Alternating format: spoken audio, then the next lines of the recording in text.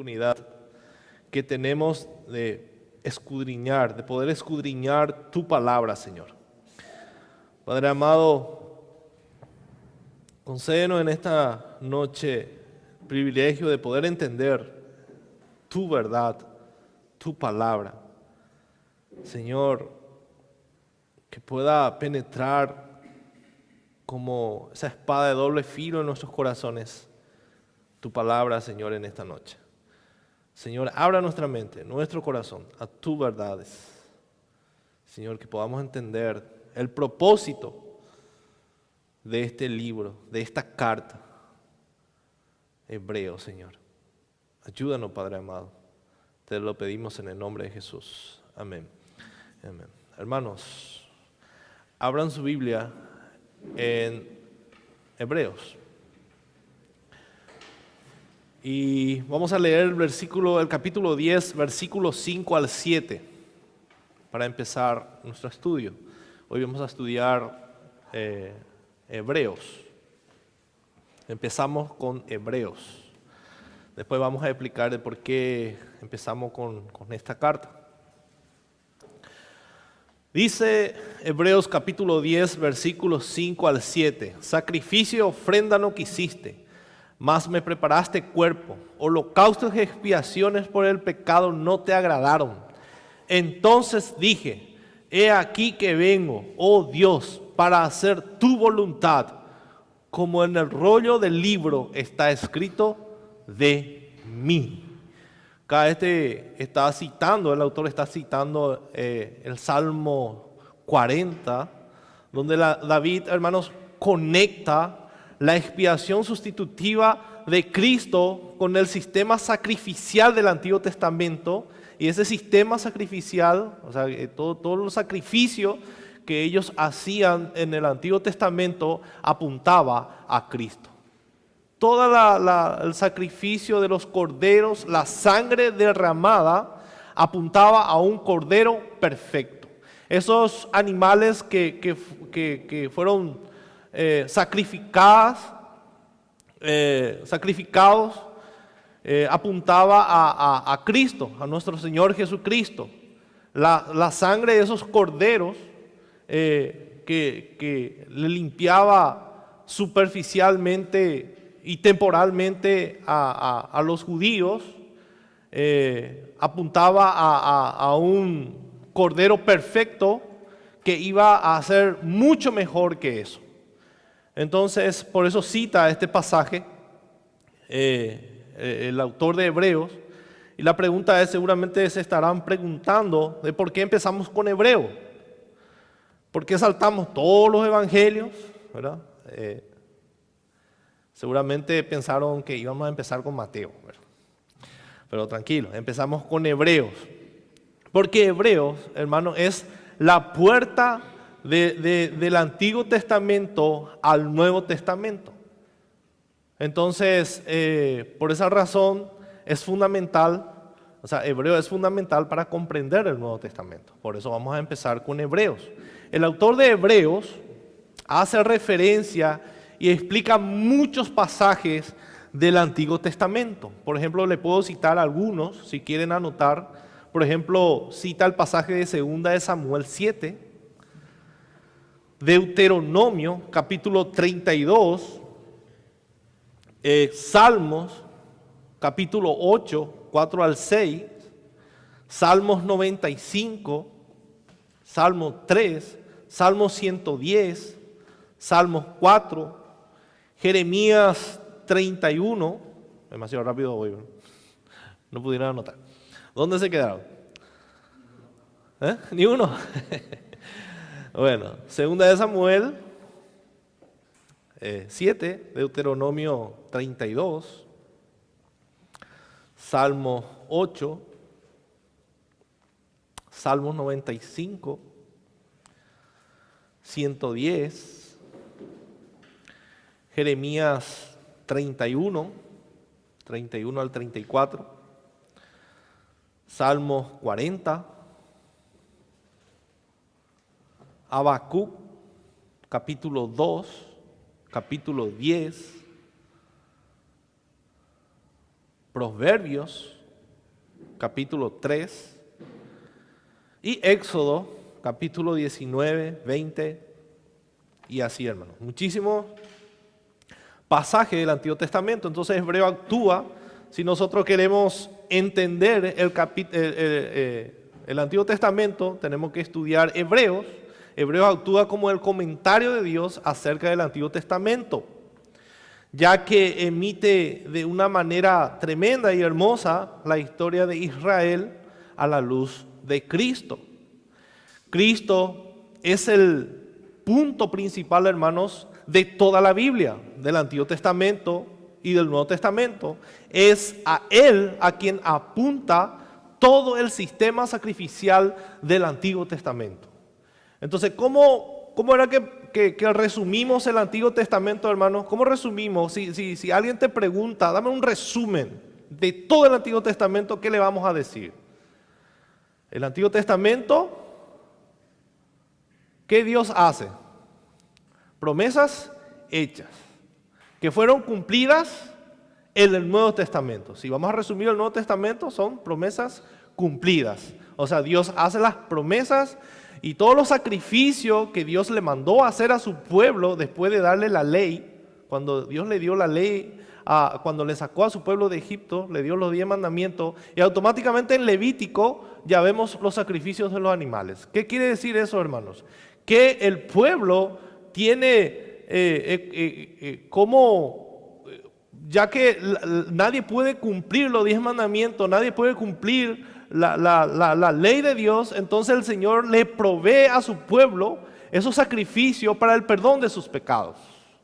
Entonces eso es lo que Dios hace en el Antiguo Testamento cuando ellos ofrecen sacrificios y Dios perdona los pecados, pero no por completo. O sea, queda una deuda. Como dije el domingo pasado, es como que uno tiene deuda en el banco y no puede pagar, el banco te dice pagar los intereses. Entonces vas pagando los intereses, pero el capital sigue todavía ahí. Eso era lo que pasaba en el Antiguo Testamento. En el Nuevo Testamento vino Cristo y cancela la deuda. ¿Cuántos van a saltar de alegría si se entera que en el banco fue pagada su deuda completamente? Vamos a saltarnos de alegría y ponernos contentos. Eso fue lo que Cristo vino a hacer.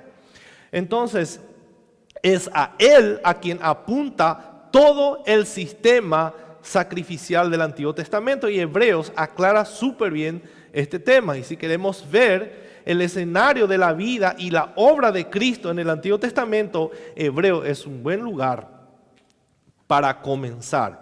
Y aquí es donde daremos, hermano, el primer vistazo a la venida del reino de Dios. El propósito del contexto de Hebreo, escrita antes de la construcción del templo de Jerusalén en el año 70, de la destrucción del templo de Jerusalén en el año 70 después de Cristo. La carta probablemente fue redactada a mediados de los años 60. El autor no sabemos, es muy difícil identificar el autor, pero cuando estudiamos Hebreos vemos que el autor tenía un profundo conocimiento sobre el Antiguo Testamento. Entonces muchos llegan a la conclusión que fue Pablo, pero no sabemos con certeza que es así, pero eso no es necesario para que podamos comprender el libro. No es necesario el autor, sabemos quién fue el autor principal. ¿Quién es el autor principal de todos los libros, hermanos? Es Dios mismo, usando a los hombres, ¿verdad? Inspirados. Ellos escribieron inspirados por el Espíritu Santo. Entonces, el propósito principal de la carta, ¿qué estaba pasando en aquella época? Había muchos cristianos que estaban siendo desanimados por los falsos maestros, o sea, eran tentados a renunciar a su fe, eran tentados a volver a los falsos maestros, o también a seguir a los verdaderos maestros, pero una forma equivocada. O sea, le idolatraban a esos maestros, pero eran maestros verdaderos. Pero también sabemos nosotros, hermanos, que como creyente, como cristiano, debemos seguirle solamente a nuestro Señor Jesucristo. Yo como pastor no puedo guiarle a la congregación hacia mi persona. Yo como pastor, mi responsabilidad aquí en este lugar es guiarles a todos y a todos juntos irnos hacia Cristo. Ese debería ser mi trabajo y el trabajo de todos nosotros. Entonces, se estaban apartando de Cristo y es un llamado de permanecer en Cristo y no abandonar su fe. Estaban en crisis, estaban en problemas y el autor está profundamente preocupado por eso. Y da en muchos pasajes vemos que le da mucho ánimo a esos creyentes, también una tremenda exhortación. Y en el capítulo 6, versículo 12, por ejemplo, los llama a ser pacientes para aprender. Y en el capítulo 3, versículo 12, los insta a no alejarse del Dios vivo y le dice a los judíos la consecuencia de alejarse del Dios vivo. Y también el 6, capítulo 6, versículo 1, que debemos crecer en madurez, que no podemos permanecer como niños.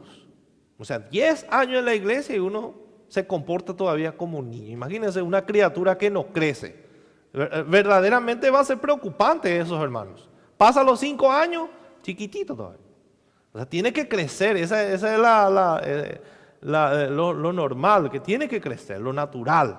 Entonces cuando un cristiano se estanca, no crece y está retrocediendo, verdaderamente es preocupante.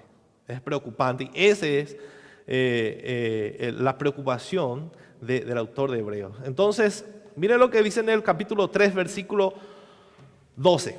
El primer llamado.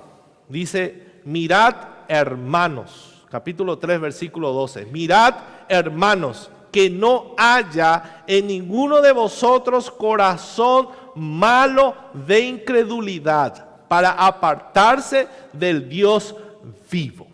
Ahí está, hermanos. ¿Cuál es el antídoto, hermano, para un corazón incrédulo?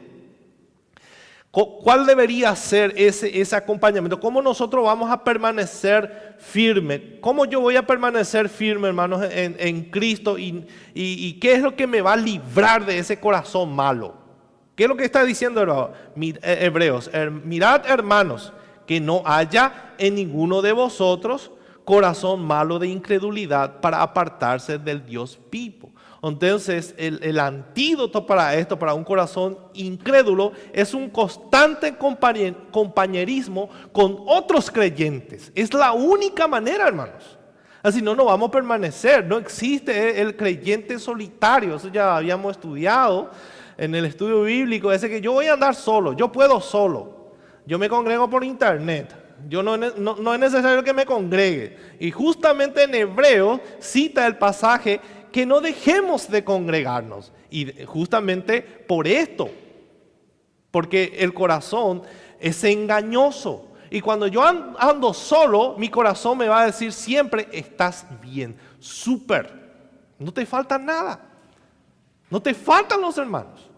O sea, sí, a mí me faltan los hermanos, que me digan mis pecados, que me pueda acompañar y si de repente ve que me estoy desviando, entonces se va. Y la exhortación, ya sabemos, como dice Gálatas capítulo 6, ¿cómo tiene que ser? Primero tengo que considerarme a mí mismo. Primero yo tengo que verme también como un pecador y así acercarme a mi hermano para alentarle. Pero si yo no me veo como pecador y le veo solamente a mi hermano, ¿qué va a pasar? Yo me voy a jactar y no le voy a ayudar en nada. Entonces llevar las cargas unos a otros, eso nos va a llevar y nos va a librar de este corazón incrédulo. Debemos estar siempre en la manada. Y acá en medio de las dificultades, hermanos, los destinatarios judíos de esta carta estaban considerando seriamente abandonar el cristianismo y volver al judaísmo. Eso es lo que estaba pasando. ¿Y cuántas veces, mis hermanos, nosotros somos tentados a retroceder? ¿Cuántas veces te vienen esas ideas en tu mente de querer apartarte del Dios vivo?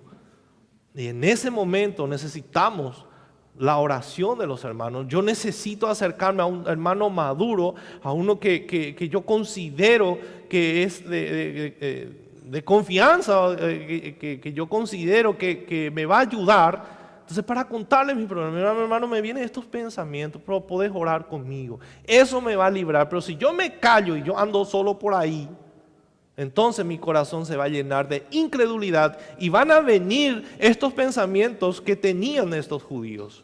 Que ellos querían abandonar el cristianismo, buscar un camino más fácil, porque seguir a Cristo era difícil, no era nada fácil. Y hasta ahora, hermano, ser cristiano no es nada fácil, porque se necesita de renuncia, uno puede ser rechazado, y muchas cosas, hay una lucha tremenda, una guerra terrible en nuestro interior. Entonces muchas veces tenemos estos pensamientos de querer apartarnos del cristianismo y regresar muchas veces a nuestra vida pasada, y que el Señor nos libre de eso. En Hebreos capítulo 2, versículo 3, el autor pregunta, miren lo que el autor pregunta: ¿cómo escaparemos nosotros si descuidamos una salvación tan grande? Incluso, hermano, cuando vemos a estos cristianos siendo tentados a dejar de seguir a Cristo, podemos ser animados. Podemos ser animados por la palabra de Dios. ¿Cómo? Hay muchas advertencias y todo lo que Israel era, más adelante vamos a ver eso, todo lo que Israel era con Moisés o con los líderes judíos, nosotros somos con Cristo.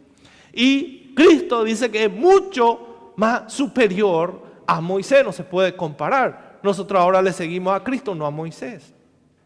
Entonces somos animados, hermano, a valorar lo que tenemos. Somos animados a valorar nuestra salvación y cuidar esa salvación tan grande que nuestro Señor Jesucristo logró en la cruz para nosotros, para nuestro beneficio, entregando su propia vida. Eso no es poca cosa, que el Hijo de Dios haya entregado su propia vida por nosotros. Entonces nos llama a que podamos cuidar nuestra salvación porque es grande. Miren lo que dice, una salvación tan grande. ¿Qué es lo que le hace tan grande a esta salvación? El mismísimo Hijo de Dios fue crucificado en la cruz. Fue crucificado en la cruz. Entonces eso le hace grande a mi salvación. Eso hace que yo pueda temer delante de Dios, porque veo lo que significa para Dios el pecado. Ni a su propio Hijo perdonó. Le costó a la vida de su propio Hijo. Y esta es la exaltación. Pero somos animados y también advertidos cuando sintamos, hermano, la tentación de considerar otras opciones menos difíciles que seguir a Cristo. Entonces dice, ¿cómo escaparemos si optamos por un camino más fácil? No. Tomemos nuestra cruz. Sigamos a Cristo. Eso es lo que nos toca. Cristo, a Él le pusieron corona, no de oro, sino de espina. Le dieron la cruz. Todos esos sufrimientos, dice Cristo, vosotros van a seguir mis pisadas. Van a seguir mis pisadas. Entonces, ese es el punto, hermanos. Hay una advertencia y también ánimos y advertencia, tema y punto clave. El tema general del libro de Hebreos, y esto aparece casi en toda la página. El tema principal, la supremacía y la finalidad de Jesucristo. La supremacía, que Cristo es superior a todo. Que no hay otro más grande que nuestro Señor Jesucristo. Ese es el tema principal, la supremacía de Cristo. Jesús, el preeminente de todos los siervos de Dios. Como leemos en el capítulo 9, versículo 26. Anoten estos capítulos porque no está en el material. No sé si está, creo que sí. Capítulo 9, versículo 26 dice: se presentó una vez para siempre por el sacrificio de sí mismo para quitar de en medio el pecado. Y en ese sacrificio nos ha traído salvación eterna nuestro Señor Jesucristo. Cristo es preeminente de todos los siervos de Dios. Entonces, por la muerte sacrificial de Jesús, nosotros ahora tenemos acceso directo al Padre a través de nuestro Señor Jesucristo. ¿Por qué nosotros nos reunimos a orar aquí, hermanos? ¿Por qué nosotros estamos confiados que el Señor escucha nuestra oración? ¿Es por nuestro mérito? No, es por los méritos de Cristo. Por eso nosotros decimos en el nombre de Jesús. En el nombre de Jesús pedimos todas estas cosas. Porque por los méritos de Cristo nosotros podemos reunirnos, cantar, alabar y predicar en este lugar. Si no fuera por Él, nada iba a ser posible, hermanos. Nada puede. El hombre no puede hacer absolutamente nada para salvarse ni ofrecer un sacrificio de olor fragante a Dios. Posible, hermanos. Posible. Sí, el sacrificio de Cristo sí satisfizo la ira de Dios. Entonces nosotros por los méritos de Cristo, nosotros sí podemos acercarnos a Dios y fuimos creados para buenas obras, dice. Ahora nuestras obras sí tienen un olor fragante si estamos en Cristo Jesús. Si no estamos en Cristo Jesús, entonces nuestra obra no sirve. Entonces por la muerte sacrificial de Jesús ahora nosotros tenemos acceso. También vemos la exhortación de la necesidad de continuar en la fe. Esa es uno de los puntos principales de Hebreos.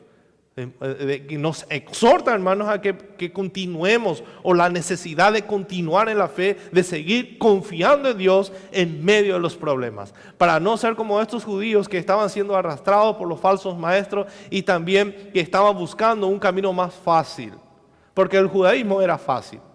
El judaísmo era fácil, nadie te perseguía, nadie te quitaba nada, no te mataban, vos podías disfrutar de la sociedad. Tranquilo, yo soy cristiano, judío. Yo le sigo a Cristo también, yo pertenezco a esa élite de los judíos. Entonces nadie te persigue. Ese es el camino más fácil que buscaron muchos creyentes. Pero seguir a Cristo te va a costar todo. Nos va a costar todo. Entonces no tomemos atajo, hermanos. No hay atajo para el creyente.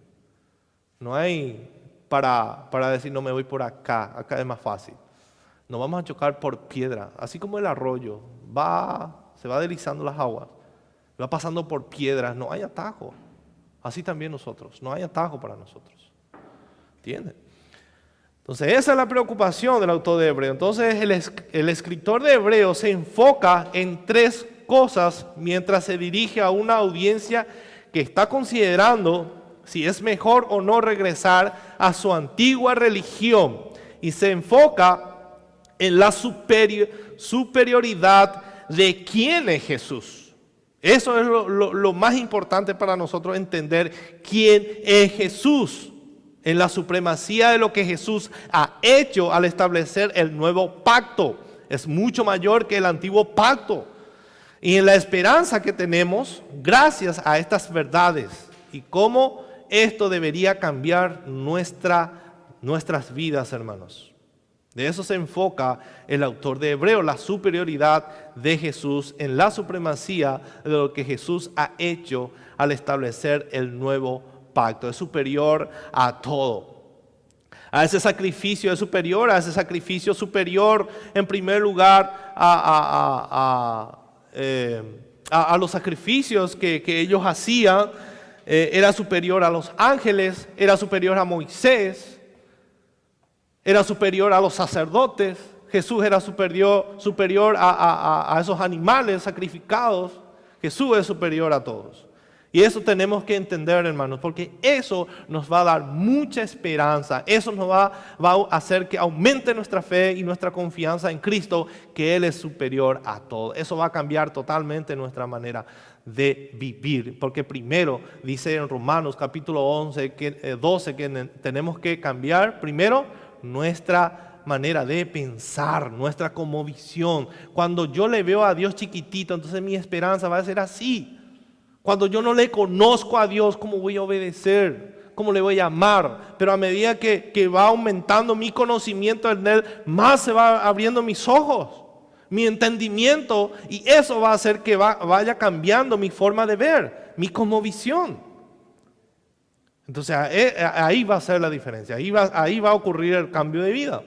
Entonces eso va a producir mucho temor en mi corazón. También da varias advertencias a estos cristianos dudosos que consideramos, que estaban considerando apartarse de Dios. En el capítulo, vamos a separar en cuatro partes. En 4 partes. Hebreos. Capítulo 1 al capítulo 7 habla de la superioridad de quién es Jesús. Ahí en su material creo que tiene un bosquejo, ahí está, un bosquejo del libro, la superioridad de quién es Jesús, va del capítulo 1 al capítulo 7 para que podamos ir estudiando después hebreo, porque esto es un estudio, por eso llamamos panorama del Nuevo Testamento. No vamos a estudiar detalladamente cada pasaje, sino en forma general. Pero es nuestra responsabilidad escudriñar la Escritura con este entendimiento. Y también la supremacía de la obra de Cristo, capítulo 8 al 10. Y una esperanza que transforma la vida, capítulo 10, versículo 19 al 13. Y por último, que tenemos que permanecer confiando en Cristo a partir del capítulo 11 en adelante. Entonces, primero vamos a estudiar la superioridad de quién es Jesús. ¿Quién es Jesús? Y este es el objetivo principal del libro. Dice desde el capítulo 1 al capítulo 7. ¿De quién es Jesús? Dice Mark Dever, el autor de los materiales que estamos estudiando. Ahí ustedes pueden seguir. Acá, por ejemplo, yo estoy citando la superioridad de quién es Jesús, capítulo 1 hasta el capítulo 7. Ahí está un mini bosquejo, o sea, donde ustedes pueden ir completando abajo o las anotaciones de cada punto. Entonces, dice Mark Dever, existían otros líderes religiosos a quienes estos cristianos se veían tentados a seguir. Y estos otros líderes eran muy impresionantes. Quizás sería moralmente menos exigente seguirles. Y si era moralmente más exigente seguirles, tal vez sería socialmente menos incómodo y menos riesgoso. De cualquier manera, estos líderes no eran falsos maestros. O sea, no eran falsos maestros, pero ellos querían, le ofrecían un camino más fácil. Un camino más fácil que Cristo. Entonces, prácticamente le idolatraban a estos líderes. El escritor de Hebreos defiende la superioridad de Cristo ante individuos que no estaban siendo desviados por falsos maestros, como los gnósticos que abundaban en ese tiempo, que decían que Cristo no era Dios, que negaban la divinidad de Jesús. Por eso nosotros hoy en día también seguimos usando el símbolo niceno para decir lo que nosotros creemos, que creemos en el Dios Padre, que creemos en el Dios Hijo y también el Espíritu Santo. Porque sabemos que hay personas que no creen que Jesús es Dios, que no creen en la Trinidad. Pero nosotros no, nosotros sí creemos en Cristo, que es Dios. Y estos judíos estaban siendo tentados a regresar a un judaísmo sin Cristo. Y eso es lo peligroso, hermano, a seguir a los profetas del Antiguo Testamento, y también eran tentados a adorarle a los ángeles, que eran mensajeros de Dios, y también a Moisés. Por tanto, al exponer sus argumentos, el autor de Hebreos reconoce que es crucial no solo declarar positivamente que Jesús es superior a todo lo demás, sino usar las escrituras del Antiguo Testamento para demostrar que estos maestros a los cuales los hebreos estaban considerando regresar, les dirían que miraran a Jesús y no a ellos. Un verdadero pastor, un verdadero líder siempre le va a decir a las personas, a su congregación, que le miren a Cristo. Pero un falso maestro, una de las principales características de un falso maestro, siempre va a querer que las personas vengan hacia su persona, que sea el idolatrado, que sea el amado, que sea el más importante para las personas. Pero un verdadero pastor siempre va a hacer que Cristo sea la persona más importante en la iglesia. Cristo sea superior a todo, porque todos somos iguales. Aquí no hay nadie más importante que Cristo, hermano. Muchos pastores, muchos profetas hoy en día salen y dicen que son enviados de Dios. Y mentiras, hermano, salen para robarle a la gente. Son mentirosos. Entonces, desde el inicio de la carta, el autor comienza a establecer la singularidad y supremacía de Jesucristo. Capítulo 1, versículo 1 al 4. Miren lo que dice. Dios, habiendo hablado muchas veces y de muchas maneras en otro tiempo a los padres por los profetas, en estos postreros días nos ha hablado por el Hijo, a quien constituyó heredero de todo y por quien asimismo hizo el universo, el cual, siendo él el resplandor de su gloria y la imagen misma de su sustancia, y quien sustenta todas las cosas con la palabra de su poder, habiendo efectuado la purificación de nuestros pecados por medio de sí mismo, se sentó a la diestra de la majestad en las alturas, hecho tanto superior a los ángeles, cuanto heredó más excelente nombre que ellos. ¿Qué es lo que nos está diciendo, hermano, en este pasaje? Que Cristo, que la superioridad de Cristo es inigualable, que es más superior a los ángeles. Eso es lo que está diciendo, superior a los ángeles. Para cuando lleguemos al versículo 4, la segunda parte, el escritor ha seleccionado su primer punto de comparación para establecer la supremacía de Jesús. Y el primero nos dice los ángeles, y el versículo 5 vemos que el autor expone varios versículos de los Salmos, Segunda de Samuel y Deuteronomio, diciendo, ahí está el Hijo del Hombre, es superior a los ángeles. Los judíos creían que en el Antiguo Testamento, y hay documentos que dice eso, que los judíos creían que los ángeles fueron los que trajeron la palabra de Dios a su pueblo. Entonces ellos consideraban a los ángeles superiores a todos. Pero ahora Hebreo les dice a los judíos, no, Cristo es superior a los ángeles. Cristo, el punto de esta comparación se hace evidente en el inicio. Miren el capítulo 2 en Hebreo. Porque si la palabra dicha por medio de los ángeles fue firme, dice, y toda transgresión y desobediencia recibió justa retribución, y ahí hay un llamado de atención y una exhortación, ¿cómo escaparemos nosotros si descuidamos una salvación tan grande? ¿Qué es lo que está diciendo el autor de Hebreo? Si ustedes dicen que los ángeles fueron los que trajeron la palabra de Dios, y por la transgresión y desobediencia recibieron justa retribución, ¿cuánto más ahora que Cristo mismo es la palabra de Dios? ¿Cuánto más? O sea, es mucho más grande y mucho más grave. ¿Se entiende? Entonces en el Antiguo Testamento los ángeles eran instrumentos que comunicaban la palabra de Dios al pueblo de Dios. Este mensajero Jesús es superior a estos mensajeros, es mucho superior, es mucho más grande. Entonces la superioridad de Jesús sobre los ángeles se encuentra en su identificación como hombre, con nosotros.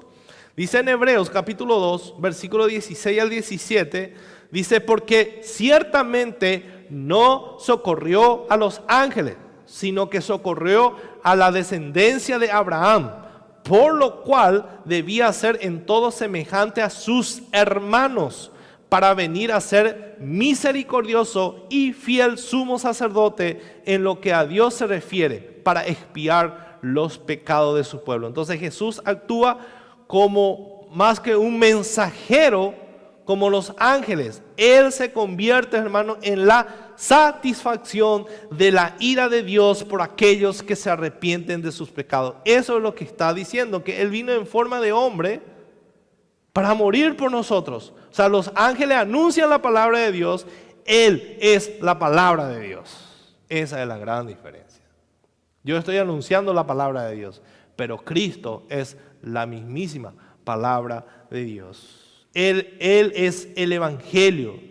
Y es un mandato, hermano, que escuchemos este evangelio y que no escapemos. Muchos quieren escapar al escuchar el Evangelio. Es una exhortación, escuchemos el Evangelio, pero no escapemos. ¿Pero dónde vamos a irnos? ¿Dónde vamos a escaparnos de Dios? Es imposible.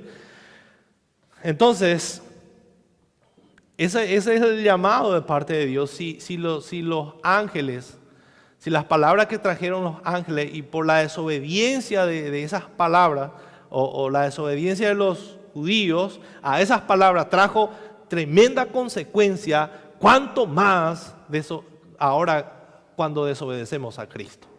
Eso es lo que está diciendo, que es mucho más grande que los ángeles y que Él mismo es la palabra de Dios. Esa es la exhortación. Ahora, otro, superioridad sobre Moisés y los sacerdotes levitas. Jesús es eterno. Moisés no fue eterno, Jesús sí fue eterno. También los levitas no eran perfectos, Jesús sí fue perfecto. Entonces, aunque tanto Moisés como Jesús son alabados por su fidelidad, porque Moisés también fue alabado por su fidelidad, el atributo superlativo de Cristo se ve en el hecho de que si bien Moisés fue fiel como siervo, Jesús es el Hijo mismo de Dios. Jesús es el Hijo de Dios. Y dice en el capítulo 3, versículos 5 al 6, y Moisés a la verdad fue fiel en toda la casa de Dios, como siervo para testimonio de lo que se iba a decir, pero Cristo como hijo sobre su casa, la cual casa somos nosotros, si retenemos firme hasta el fin la confianza y el gloriarnos en la esperanza. O sea, Cristo no vino a hacer tienda como Moisés. Moisés lo máximo que hizo fue hacer tienda para Dios. Nos dice ahora que no, Cristo vino a morar en nosotros. Él está morando en nosotros. Él está morando en nosotros. No somos salvos, hermanos, por perseverar. Eso no es lo que quiere decir aquí. Pero la perseverancia revela que nuestra fe es verdadera. Eso es lo que está diciendo. No. Muchos usan este pasaje para decir que se pierde la salvación. No, lo que acá está diciendo es que nuestra perseverancia confirma. Entonces, si una persona no está perseverando, pero dice, yo soy salvo, no puede tener la certeza. No puede, ni tampoco nosotros podemos decir, sí es salvo. No vamos a dudar, tenemos el derecho de dudar. Entonces, cuando nosotros estamos perseverando, sí podemos decir que somos hijos de Dios. Entonces, si retenemos firme hasta el fin la confianza y el gloriarnos en la esperanza. ¿Se entiende? Entonces, la perseverancia es la muestra de que nuestra fe es verdadera. Y si el pueblo de Israel fue juzgado por rebelarse contra Moisés, ¿cuánto más deberíamos tener cuidado de seguir a Cristo, que es en realidad superior a Moisés? Miren, una tremenda exhortación, hermano, en el capítulo 3, versículo 12 al 13. Él suplica, el autor de Hebreos suplica esto y dice, que ninguno de vosotros se endurezca por el engaño del pecado. O sea, ¿hacia quién nos endurecemos, hermano? ¿Qué significa endurecer? ¿Hacia quién yo me endurezco? Hacia el Evangelio y Cristo. Hacia Él. Contra Él nos endurecemos. Y nos advierte. Acá viene una advertencia. Que no haya en ninguno de vosotros corazón malo de incredulidad para apartarse del Dios vivo. Entonces, hermanos, como creyente, lo que tenemos que hacer, si nos amamos de verdad, debemos animarnos mutuamente para que podamos evitar este engaño. Porque nadie puede decir, yo no voy a ser engañado. Claro que podemos ser engañados, hermanos. El pecado nos puede engañar. ¿De qué manera? Cuando te dice que todo está bien. Que todo está bien. Y no es así. Yo necesito que mi hermano me mire. Yo necesito que mi hermano me examine. Yo necesito que mi hermano me controle. Es por mi bien. No me puedo negar. Pero muchas veces cuando somos exhortados, ¿verdad? Lo primero que va a saltar es la carne. Eso es normal, tranquilo. No, pero ¿cómo? Yo estoy bien, yo estoy bien. Pero después el Espíritu Santo te va a decir que no está bien. Es normal que la carne salte, quiere saltar, no le gusta la exhortación, pero debemos exhortarnos. Dice, debemos animarnos mutuamente para que podamos evitar este engaño. Hermanos y hermanas, entonces deberíamos someternos a esta advertencia hoy en día. ¿Y cómo podemos hacer eso, hermanos? ¿Cómo podemos hacer eso? ¿Cómo podemos someternos a esta advertencia? En primer lugar, orar uno por otro. Eso es lo que tenemos que hacer, orar uno por otro para que podamos permanecer firmes, orar por los miembros de la iglesia y también por los otros cristianos que conocemos y también animar a otros creyentes. El escritor de Hebreos nos dice que necesitamos a otros cristianos en nuestra vida que nos ayuden a ver nuestra manera de vivir. La incredulidad es una amenaza muy real, hermanos, de la que debemos cuidarnos todos juntos, como familia. Nosotros somos una familia, hermanos. Somos la familia de Dios. Somos una familia. Estamos en Cristo. Entonces yo tengo que anhelar que mi hermano pueda permanecer. Yo tengo que anhelar que mi hermano pueda ir perseverando y creciendo.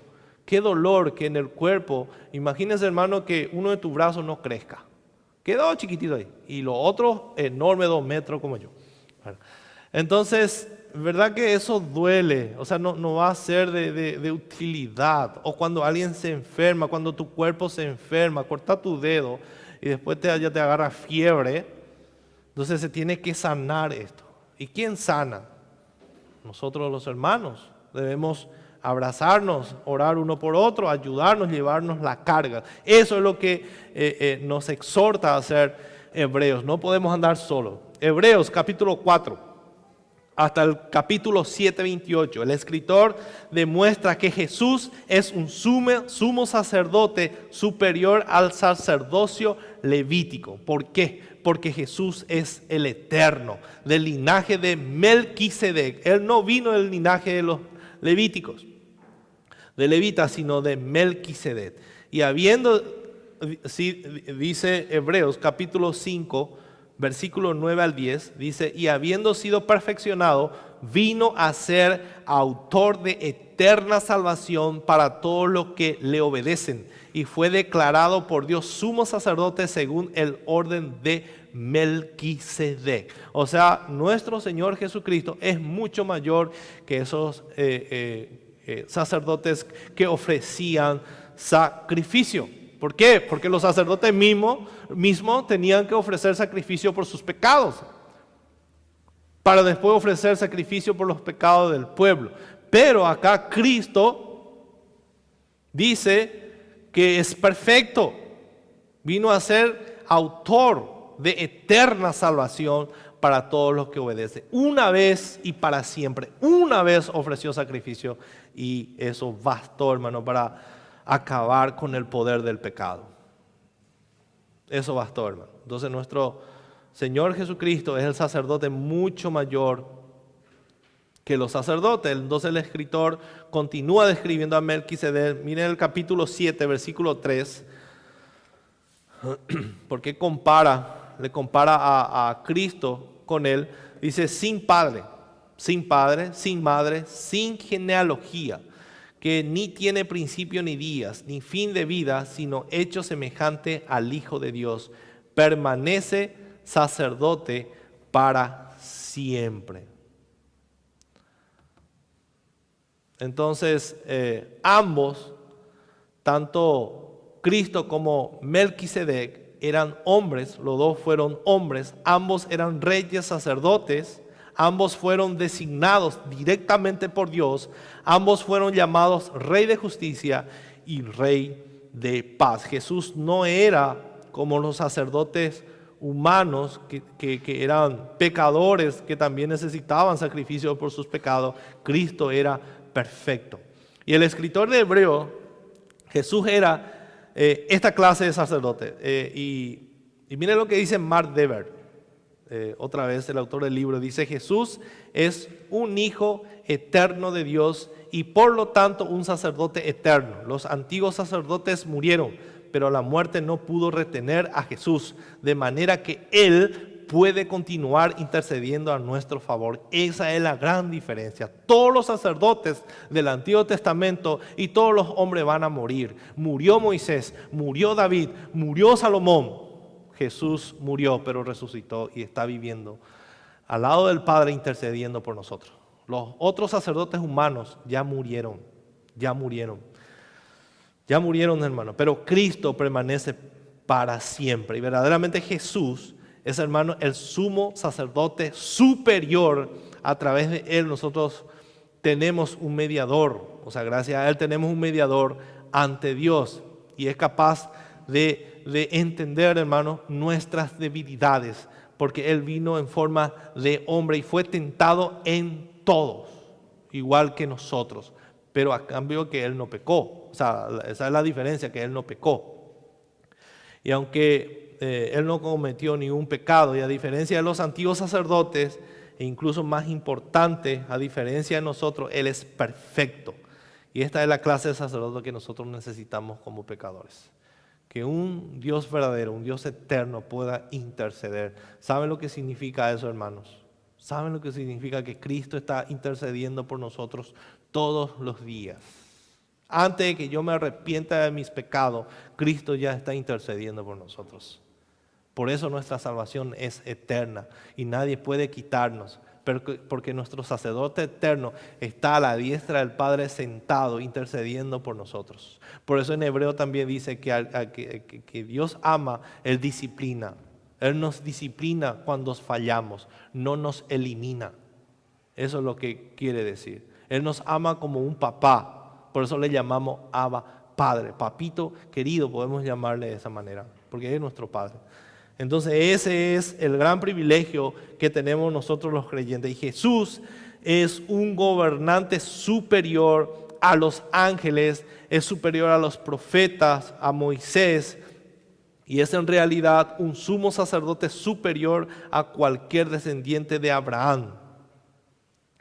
Y habiendo visto quién es como profeta, sacerdote y rey, ahora es tiempo de ver lo que Él ha hecho. Lo que Él ha hecho. Vamos ya estudiamos la supremacía de Cristo, ahora vamos a estudiar la supremacía de la obra de Cristo, a partir del capítulo 8 en adelante. Superior a todos los sacrificios. De la superioridad de la persona de Cristo, pasamos a la supremacía de la obra de Cristo. El autor hace una transición de la persona de Cristo a la obra de Cristo, en los dos primeros versículos del capítulo 8. O sea, capítulo 8, versículo 1 al 2. Miren lo que dice. Ahora bien, el punto principal de lo que venimos diciendo es que tenemos tal sumo sacerdote, el cual se sentó a la diestra del trono de la majestad en los cielos, ministro del santuario y de aquel verdadero tabernáculo que levantó el Señor y no el hombre. O sea, la naturaleza, esta es la naturaleza del nuevo pacto. El escritor de Hebreo está llegando al clímax del libro. O sea, quiere que sepamos que así como los antiguos sacerdotes dieron ofrenda y sacrificio, ahora lo hace este nuevo sumo sacerdote, y lo que Él nos da es diferente y totalmente diferente, hermano, de lo que nos dieron los antiguos sacerdotes. O sea, el autor llama a esto un nuevo pacto que es mucho mejor del antiguo pacto. Sabemos que el antiguo pacto eran promesas, apuntaba a alguien superior a esos sacrificios, apuntaba a los sacerdotes, era un prototipo de Cristo, o sea, apuntaba a un sacerdote eterno. Los corderos apuntaban al cordero perfecto.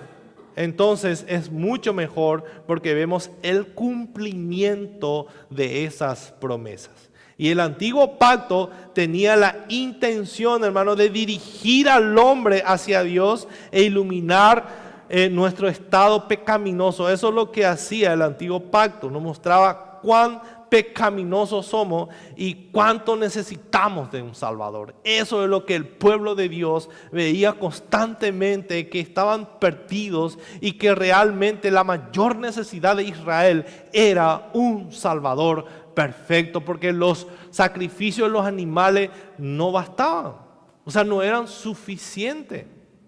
Entonces ellos lo que más esperaban era el Salvador.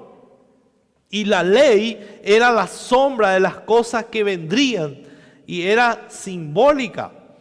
En el capítulo 10, miren lo que dice Hebreos 10,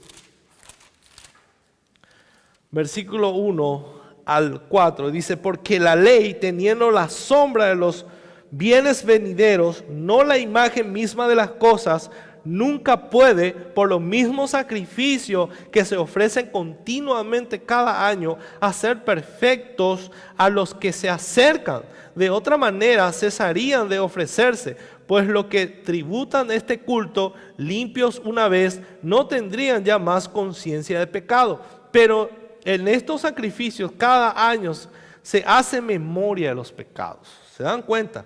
Dice el versículo 4, porque la sangre de los toros y de los machos cabríos no pueden quitar los pecados. No pueden. Solamente la sangre de Cristo. Solamente la sangre de Cristo. Entonces, el antiguo pacto tenía la intención de dirigir al hombre hacia Dios. En contraste, el punto del nuevo pacto es transformar la mente. Ese es el trabajo principal de Cristo. O sea, ese es lo que hace el nuevo pacto. Transforma la mente y el corazón. De eso hablaba Jeremías 31, 33. De eso hablaba Ezequiel, de un cambio de corazón. Y eso era lo que el pueblo de Israel necesitaba. Cuando ellos volvieron del exilio, después de 70 años, ellos continuaban teniendo el mismo corazón de piedra. O sea, lo que ellos esperaban a alguien que quitara ese corazón de piedra y que ponga un corazón de carne, y ese iba a ser el nuevo pacto. Eso significa el nuevo pacto, que transforma el corazón de las personas. No solamente nos lleva a Dios, sino transforma nuestras vidas. Entonces el autor alega que el nuevo pacto es superior al antiguo con 3 argumentos: ilustración humana, una voluntad. O sea, el nuevo pacto solo entró en vigor después de que Jesús murió. Eso significa que cuando Cristo murió y Él resucitó, ahí recién, cuando Cristo murió, ahí nosotros recibimos la herencia, porque tenía que morir el que dejaba la herencia. Entonces, cuando Cristo muere, ahí entra el nuevo pacto. Analogía bíblica, sacrificio y sangre. O sea, el primer pacto era ratificado con la sangre de animales. El segundo pacto se inauguró con la sangre de Cristo. ¿Y cuál es la importancia de la sangre? Miren lo que dice Hebreos capítulo 22. La importancia de la sangre del Hijo de Dios. Hebreos capítulo 9, versículo 22. Y casi todo es purificado según la ley con sangre, y sin derramamiento de sangre no se hace remisión. O sea, si Cristo no hubiera derramado su sangre, entonces nuestros pecados no hubieran sido perdonados, quitados de nosotros. Acá dice, sin derramamiento de sangre no se hace remisión. Y el argumento de la experiencia: un sacrificio hizo perfecto a todo lo que se hacen santos. Hebreos 10:14 dice, porque con una sola ofrenda hizo perfectos para siempre a los santificados. ¿Quiénes son los santificados? Aquellos que Dios salvó. O sea, somos nosotros los santificados. Somos santos delante de Dios. Un solo sacrificio, hermano, porque con una sola ofrenda hizo perfectos. Eso es lo que el Señor nos está diciendo, nos hizo perfectos. Una vez que se ha proporcionado el perdón, ya no hay necesidad de sacrificios de animales. O sea, ya no hay nada que hacer. Cristo ya perdonó nuestros pecados. El escritor de Hebreos quiere que sus lectores y todos nosotros, hermanos, sepamos que somos privilegiados en tener un mejor pacto que el dado a través de Moisés. Eso es lo que quiere el autor de Hebreos, que entendamos, hermanos, lo que tenemos, lo que somos en Cristo Jesús, lo que tenemos. Por eso en Efesios capítulo 3 dice que fuimos bendecidos con todas las bendiciones espirituales en Cristo Jesús. Imagínense, hermanos, podemos pedir perdón por nuestros pecados, el Señor nos perdona. Cristo derramó su sangre, dio su vida una vez y para siempre. Si estoy en Cristo Jesús, ya tengo la sangre de Cristo en mí, que me respalda, que me va a dar el acceso junto al Padre, porque eso es lo que Dios va a ver, la sangre de Cristo y su Hijo en nosotros. Tenemos un sumo sacerdote que está sentado a la diestra del Padre, intercediendo por nosotros. Todas esas son riquezas que no podemos comprar con ningún dinero del mundo, hermanos. Hemos recibido por gracia. Por eso esta salvación es tan grande, es tan grande. Y eso es lo que el autor de Hebreos quiere que entendamos nosotros, hermanos, que nuestra salvación es grande en Cristo Jesús. El sacrificio de Cristo, entonces, vamos a estudiar el sacrificio de Cristo. En el núcleo del nuevo pacto se encuentra el sacrificio de Cristo. Cristo ha ofrecido un sacrificio efectivo y permanente que expía nuestros pecados. Expiar significa borrar nuestra culpa para siempre. Eso fue posible gracias al sacrificio de Cristo. Entonces los antiguos sacrificios eran ceremoniales, también eran temporales y solo servían como un recordatorio de los pecados. Lo que nosotros necesitamos, hermano, era un sacrificio que limpiara la conciencia del adorador para siempre. Eso es lo que necesitamos. Capítulo 9, versículo 9, dice, lo cual es símbolo para el tiempo presente, según el cual se presentan ofrendas y sacrificios que no pueden hacer perfecto en cuanto a la conciencia al que practica ese culto. No podía limpiar la conciencia de lo que practicaban esos cultos, lo que hacían esos sacrificios. Capítulo 10, versículo 3 dice, pero en estos sacrificios cada año que se hace memoria de los pecados, porque la sangre de los toros y de los machos cabríos no pueden quitar los pecados. Ahí está. Entonces, eso es lo que finalmente cumple el sacrificio de Cristo. Según Hebreos, el sacrificio de Cristo cambia la manera en que nos relacionamos con Dios. Y lo más importante es que esto sucede porque a través de Cristo nuestros pecados han sido perdonados para siempre, hermanos. Acá Hebreos cita Jeremías capítulo 31. Miren lo que dice. Vamos a leer Hebreos capítulo 8. Capítulo 8, versículo 8 al 12. Le voy a leer. Porque reprendiéndolos dice, he aquí vienen días, dice el Señor, en que estableceré con la casa de Israel y la casa de Judá un nuevo pacto, no como el pacto que hice con sus padres, el día que los tomé de la mano para sacarlos de la tierra de Egipto. Pero ellos no permanecieron en mi pacto y yo me desentendí de ellos, dice el Señor.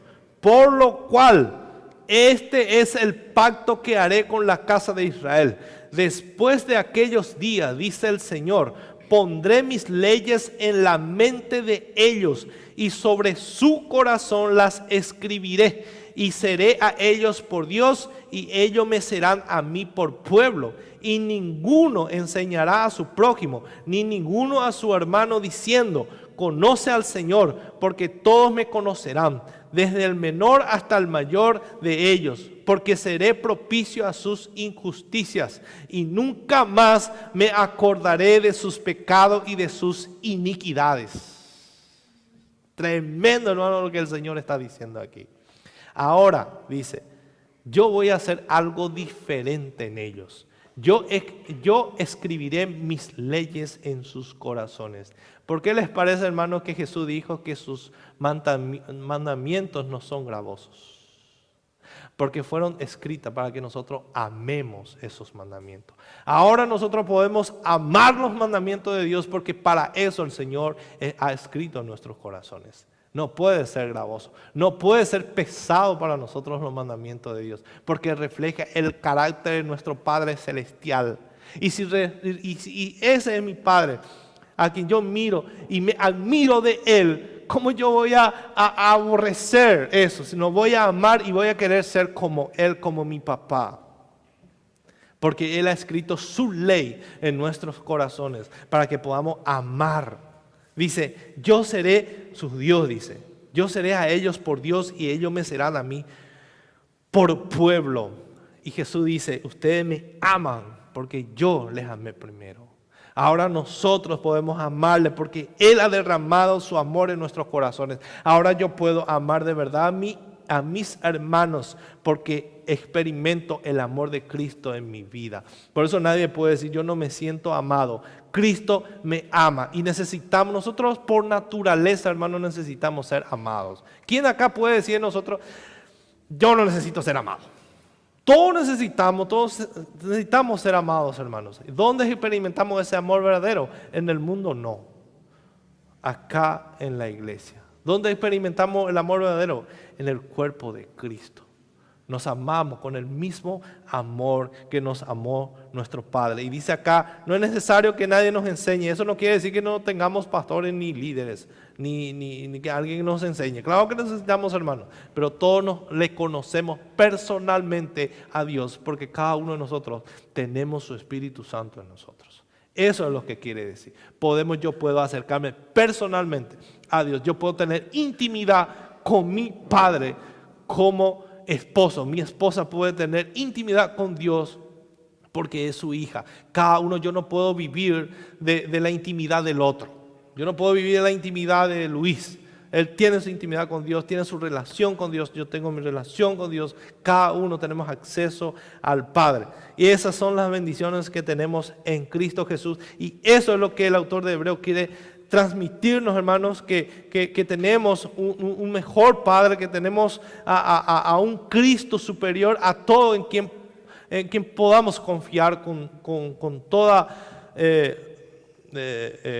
confianza que Él no nos va a decepcionar. Entonces el sacrificio en el antiguo pacto es ceremonial, dijimos eso. Es simbólico, creado con la intención de llevarnos a Cristo. Como leemos en Hebreos capítulo 10, versículo 3 al 4, dice, pero en estos sacrificios cada año se hace memoria de los pecados, porque la sangre de los toros y los machos cabríos no pueden quitar los pecados. Entonces el sacrificio en el nuevo pacto, sin embargo, es moral. Esa es la diferencia, es moral. Tiene el poder, ¿qué significa eso? Tiene el poder de transformar realmente nuestros corazones. Ese es el nuevo pacto, que transforma nuestros corazones. Ese es nuestro Señor Jesucristo. El escritor continúa diciendo en Hebreo 10, miren lo que dice en Hebreo 10, capítulo 12 al 14. Pero Cristo, habiendo ofrecido una vez para siempre un solo sacrificio por los pecados, se ha sentado a la diestra de Dios, porque con una sola ofrenda hizo perfecto para siempre a los santificados. Y Mark Dever, dice el autor del libro, así por un lado, tenemos a los siervos que murieron por su propio pecado y cuyos sacrificios de toros y cabríos repetidos interminablemente solo podían hacer que el pueblo quedara limpio ceremonial y externamente. Por otro lado, tenemos al eterno y santo Hijo de Dios que se entregó a sí mismo una vez para siempre para santificar a su pueblo. Esta es la opción que nos presenta el escritor de Hebreos. ¿En quién vamos a confiar, hermanos? Del eterno, nuestro Dios eterno, que tiene el poder para quitar de nosotros nuestros pecados. El sacrificio de Jesús, entonces ofreció no solo el sacrificio de Jesús, que Jesús ofreció, no solo era efectivo, era permanente. Ocurrió una vez por todas. Entonces una única acción que no se repite, o sea, no se va a repetir eso. No se va a repetir eso. Por eso que no estamos de acuerdo con la Iglesia Católica. La Iglesia Católica enseña que cada domingo ellos sacrifican a Cristo, que al comulgar, a comer las hostias, nosotros estamos otra vez sacrificando a Cristo. Y no es así. El sacrificio de Cristo es una vez y para siempre. No es necesario estar sacrificándolo otra vez a Cristo. ¿Por qué fue la obra de Cristo capaz de ser permanente, hermanos? Porque Él fue el sacrificio perfecto. Sacerdotes imperfectos solo podían ofrecer sacrificios temporales. El Cristo perfecto podía ofrecer un sacrificio una vez para siempre. Y a la luz de la supremacía del sacrificio de Cristo por nosotros, somos amonestados, hermanos, y exhortados a mantenernos firmes, sin fluctuar. La profesión de nuestra esperanza, dice en Hebreos 10:23, porque Dios es fiel y a no retroceder, sino a continuar en fe para salvación.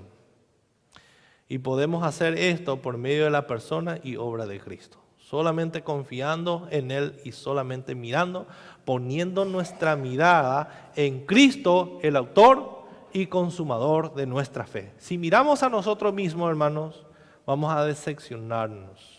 ¿Qué esperanza vamos a encontrar si miramos en nosotros? Ni una esperanza. Pero si miramos a Cristo, que un día Él va a venir y por fin va a terminar esta lucha que tenemos contra el pecado, esa es una esperanza, hermano, que nos va a llevar a otra dimensión de nuestra fe. Ahora, el capítulo 10, una esperanza que transforma vida, una esperanza que transforma la vida. Luego de resumir esta sección acerca de la obra de Cristo, con otra exhortación, el autor ahora pasa a animar a sus oyentes a continuar en su fe, esperanza y amor. ¿Por qué tuvimos que hablar durante todo este estudio, hermano, acerca de la persona y obra de Cristo? Porque como cristianos nuestra fe se centra en una persona, no en una lista de mandamientos, sino nuestra fe se centra en Jesucristo. El propósito de la vida para un cristiano no es obedecer una lista de reglas, sino servir a Cristo resucitado. A Él tenemos que servir y por amor, hermano, no por miedo o por temor a que Dios nos castigue o que nos haga algo, o por temor al infierno, o por temor a los mandamientos.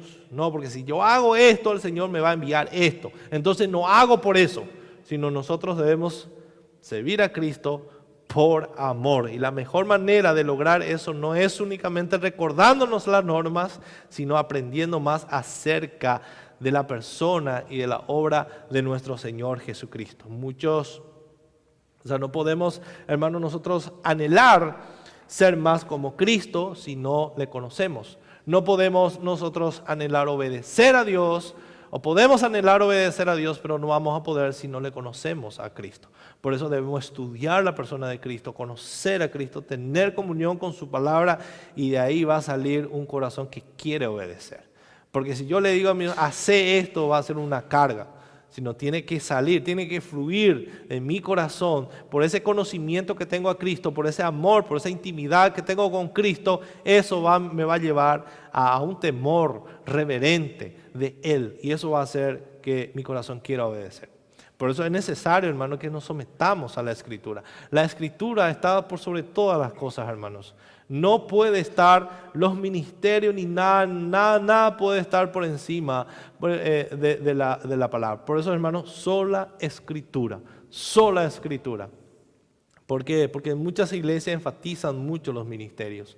Enfatizan esto, vamos a hacer aquello, y dejan de lado la enseñanza de la Escritura. Aquí en nuestras iglesias, hermanos, siempre vamos a priorizar la enseñanza de la palabra de Dios, porque eso es lo que necesitamos. Eso es lo que nuestro corazón necesita, para que cuando somos tentados a hacer semejantes cosas, de apartarnos de Dios, el Evangelio es el que nos va a hacer que perseveremos en Cristo. Yo necesito, como dice John MacArthur, cuando soy tentado, mínimamente necesito 25 versículos en mi mente para luchar contra esa tentación.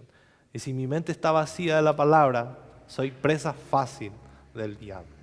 Entonces, hermano, eso es lo que necesitamos, ser saturados por la palabra. No tengamos miedo del conocimiento, no tengamos miedo. Para eso estamos los hermanos. Cuando uno se jacta de su conocimiento, para eso está el otro hermano que te va a decir, hermano, sos un poco orgulloso.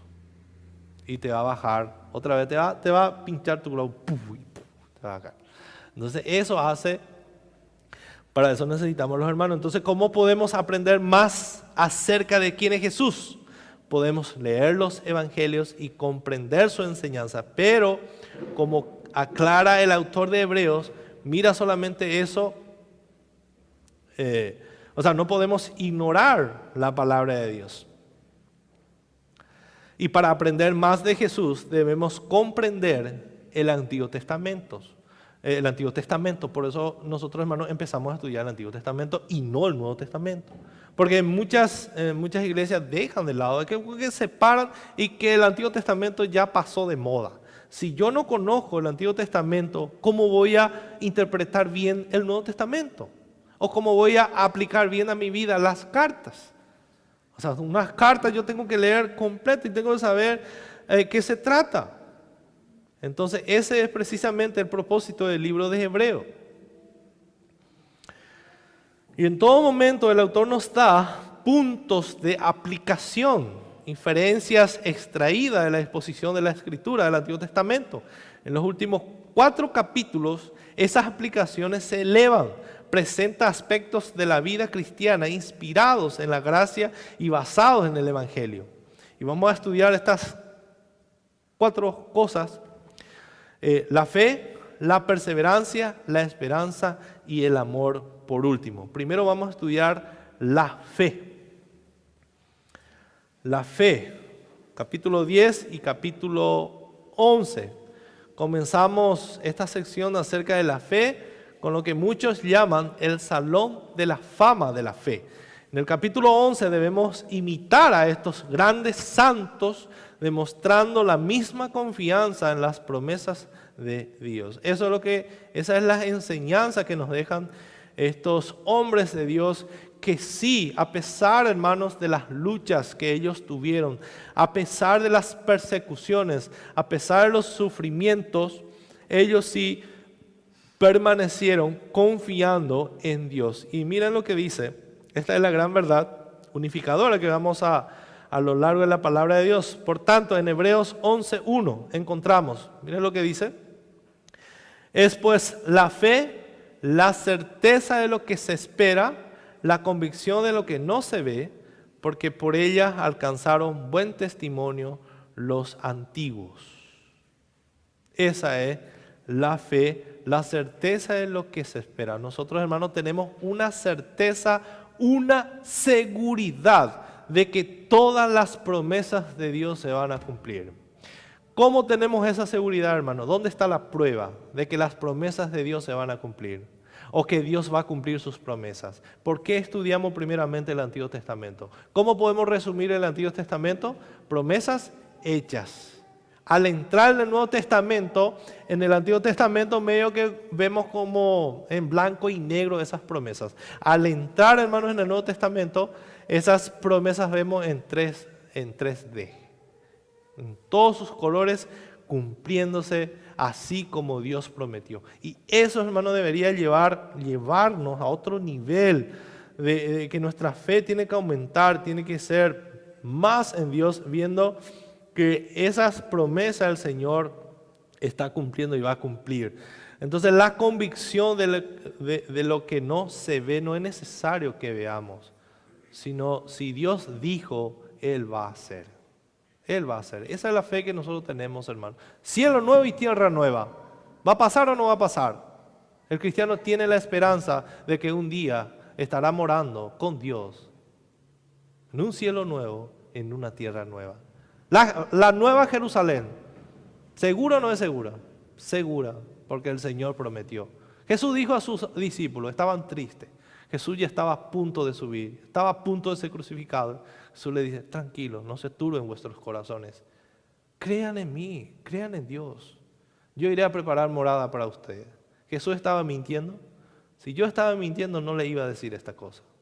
Si no era cierto, le dijo Jesús, es cierto, yo voy a ir a preparar morada para ustedes. Esa es la esperanza, no vemos. ¿Cómo es esa morada? No sabemos, no sabemos. Pero si Dios dice que va a preparar, está preparando. Esa es la confianza que tenemos. Amén.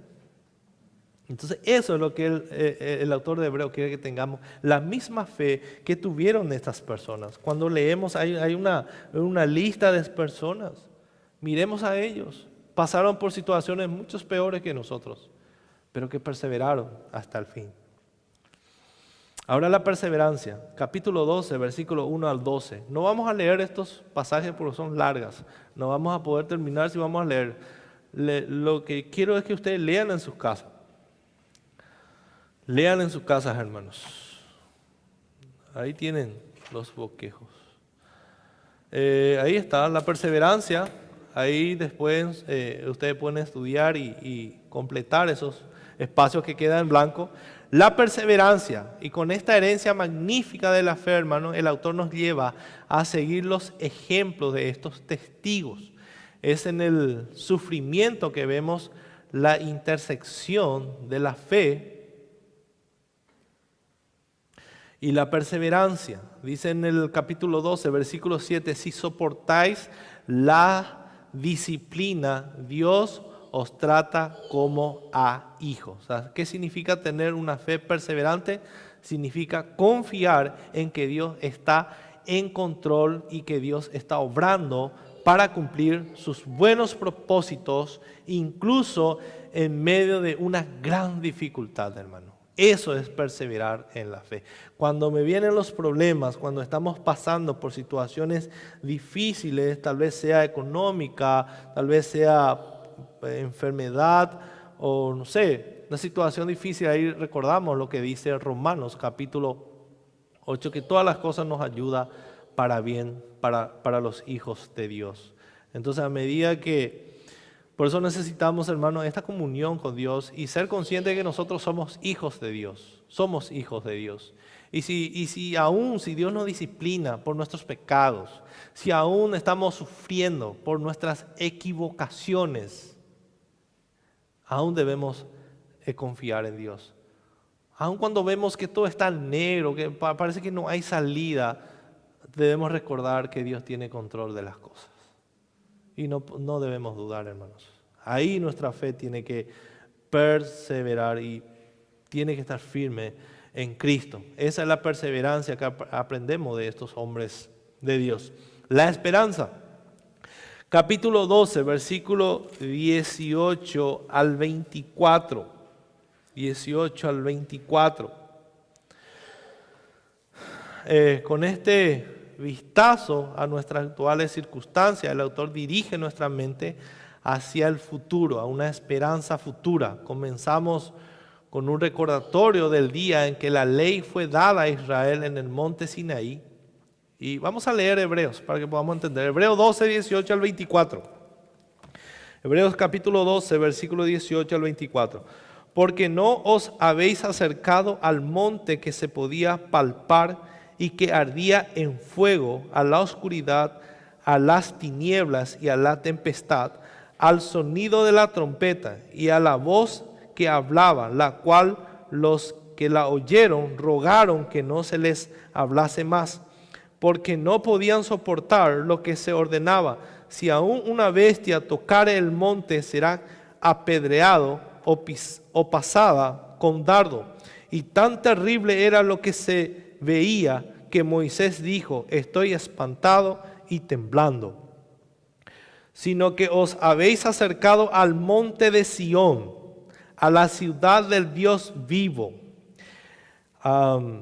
Jerusalén la celestial, a la compañía de muchos millares de ángeles, a la congregación de los primogénitos que están escritos en los cielos, a Dios el juez de todos, a los espíritus de los justos hechos perfectos, a Jesús el mediador del nuevo pacto y a la sangre rociada que habla mejor que la de Abel.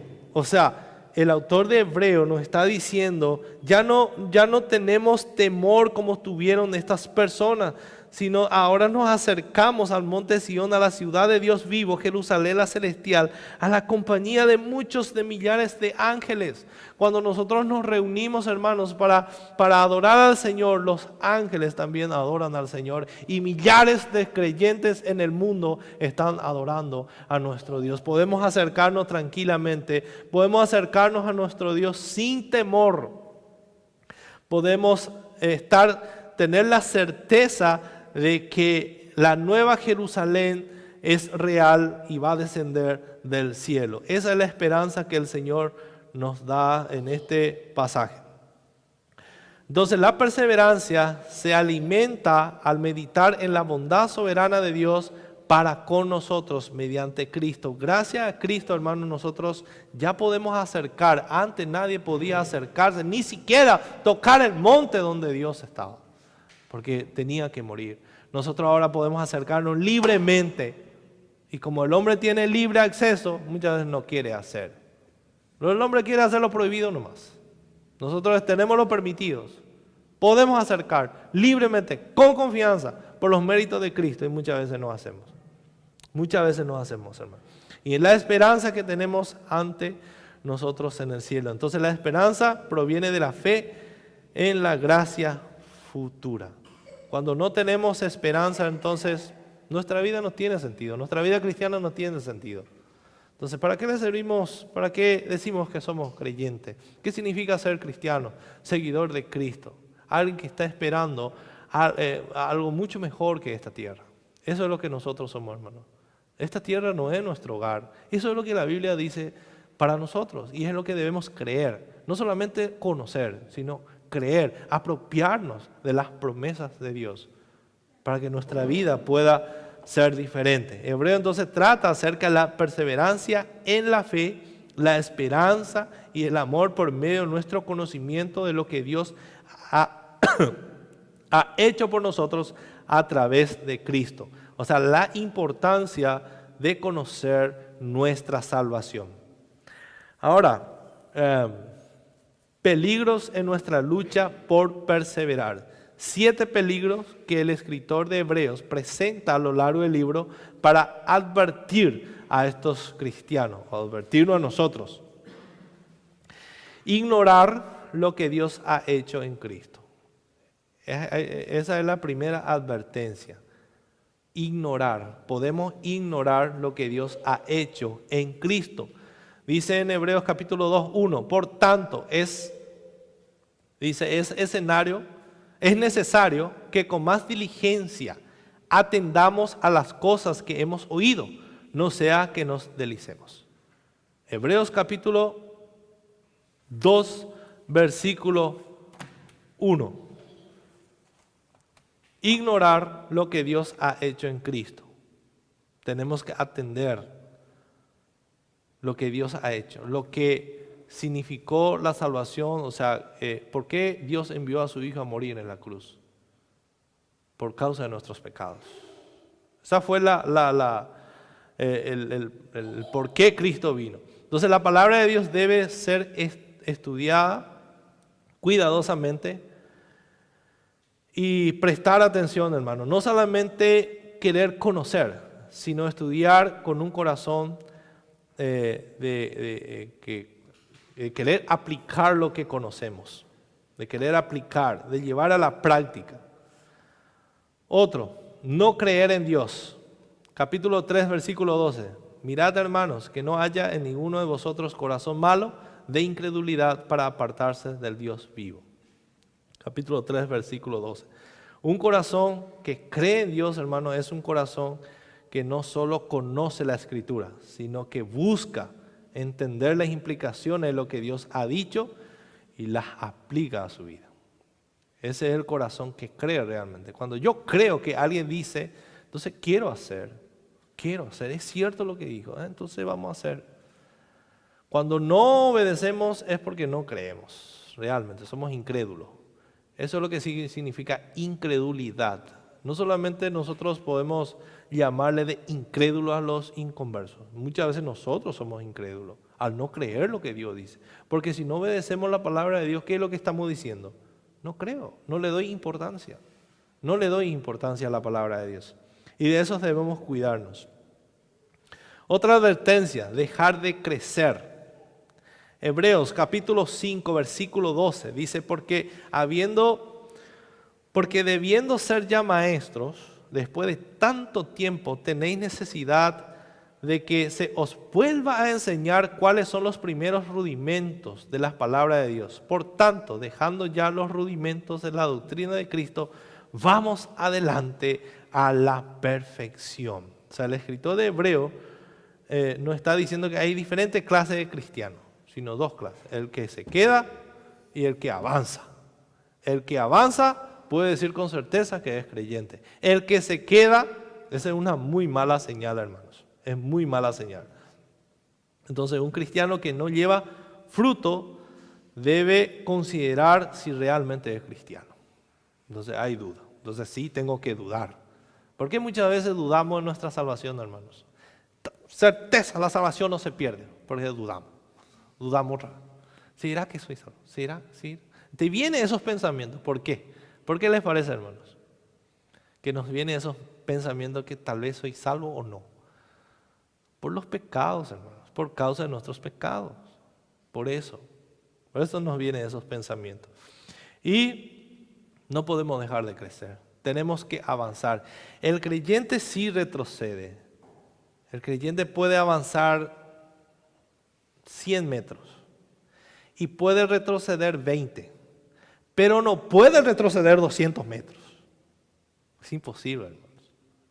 Puedo retroceder 20, avanzar otra vez, retroceder, avanzar, pero ya no puedo volver donde estaba antes. Eso es imposible. Si hago eso, entonces sí, tengo que examinarme si soy creyente o no.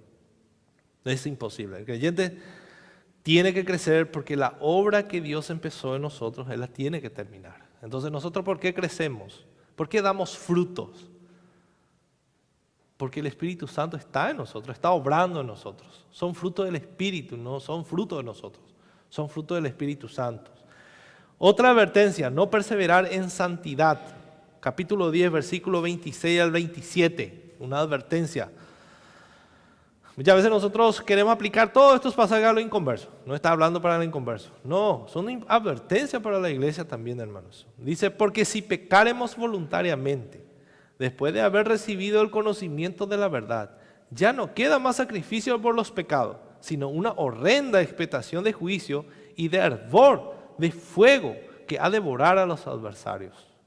Entonces, si una persona peca voluntariamente, o sea, permanece, es un estilo de vida, lleva como un estilo de vida, pecando, entonces sí, podemos decir que es adversario de Dios. Y lo único que le espera es el juicio y de hervor, de fuego, que devora a los adversarios. Es una advertencia, o sea, el pecado repetitivo y sin arrepentimiento en la vida de un creyente profesado es un asunto muy grave. El pecado es realmente aterrador. Y Mark Dever dice, si permanecemos impuros, demostramos que el sacrificio de Cristo ha sido ineficaz en nuestras vidas. Y si el sacrificio de Cristo ha sido ineficaz en nuestra vida, ¿qué esperanza tenemos? No hay ninguna esperanza. O sea, con ese comportamiento yo estoy diciendo que el sacrificio de Cristo no es suficiente. O sea, ¿qué es lo que le estamos demostrando a los inconversos cuando somos de mal testimonio?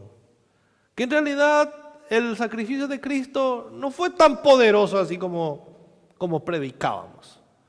Que Él transforma la vida, que Él cambia el corazón, que Él da un corazón nuevo.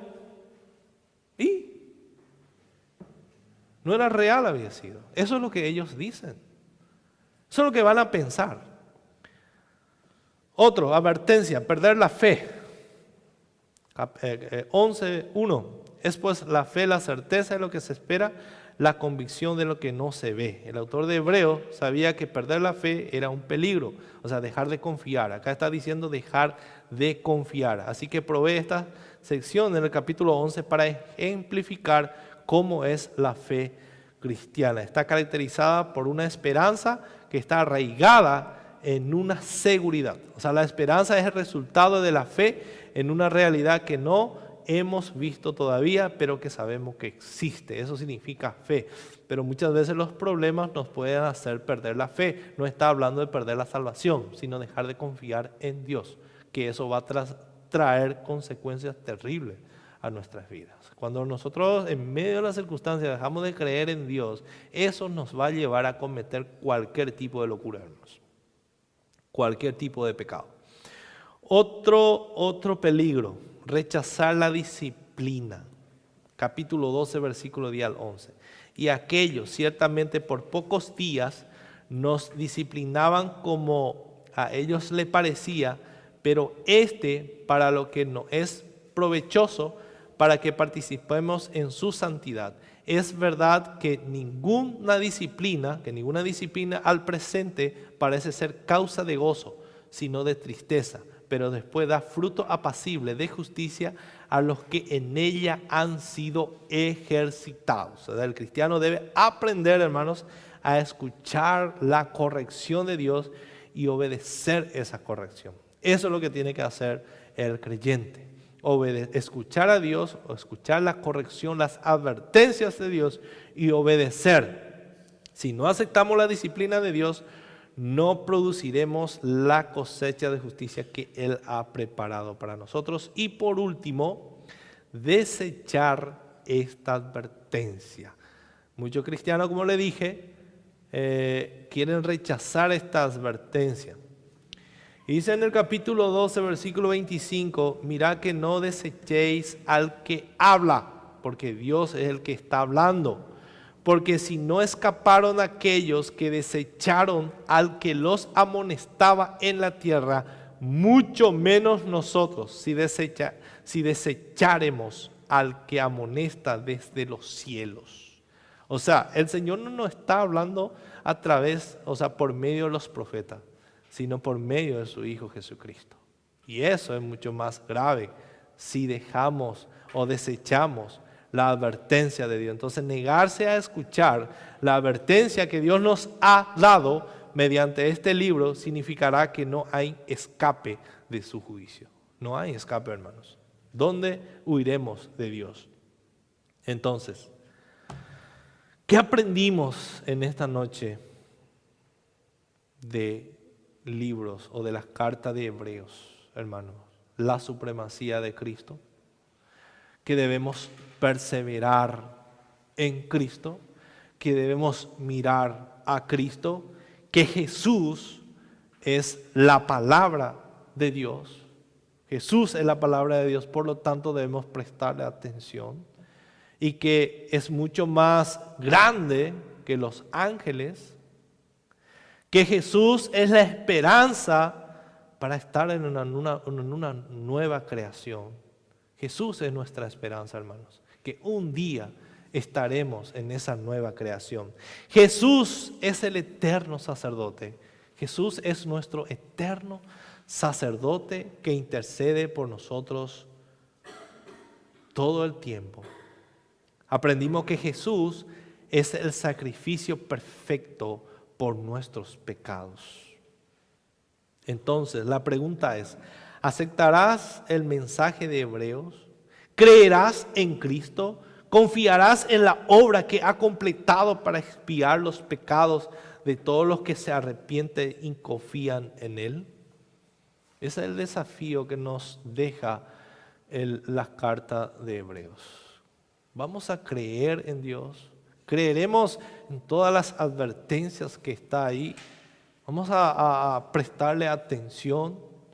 ¿Creeremos que Cristo ofreció el sacrificio una vez para siempre? ¿Que solamente la sangre de Cristo puede expiar nuestros pecados? ¿Creeremos en eso? Somos desafiados, hermanos, en esta noche a creer en eso. El Señor nos llama a creer en eso, que solamente la sangre de Cristo puede limpiarnos de todos nuestros pecados. Que solamente la sangre de Cristo es la esperanza de los inconversos. Y la próxima semana estaremos estudiando por fin los evangelios y hechos. Así que vamos a orar, hermanos. Terminamos con esto. Señor y Padre, te damos gracias por esta carta de Hebreos, Señor. Ayúdanos, Señor. Por favor, ayuda a nuestra incredulidad, Señor. Que podamos creer todo lo que estuvimos estudiando y todo lo que estuvimos aprendiendo, Señor, de ti. Que podamos confiar en ti, que nuestra fe pueda permanecer en ti siempre, Señor. A pesar de nuestras circunstancias, a pesar de los problemas, que miremos a Cristo. Que no miremos al problema. Los problemas son medios de gracia para nosotros que nos lleva a Cristo. Que miremos a Cristo, Señor. Que perdonemos lo que tenemos que perdonar. Ayúdanos, Señor. Ayuda a nuestra incredulidad. Mirando que el mismo Hijo de Dios fue capaz de dar su vida por mí en la cruz. Fue capaz de, cuando yo era enemigo de Él y cuando yo era débil, Él fue capaz de amarme en esa condición. Señor, ayúdanos a nosotros a amar de la misma manera. Señor, ayúdanos. Que podamos ser conocidos, que por este amor entre hermanos, que podamos amarnos con el amor de Cristo, perdonarnos así como Cristo nos perdonó. ¿Quién somos nosotros para no hacer esto, Señor? Ayúdanos a prestar atención a tus advertencias, Señor, que son serias y que tendrán serias consecuencias, Señor, si no tenemos en cuenta. Ayúdanos, Señor, por favor. Te lo pedimos en el nombre de Jesús. Amén.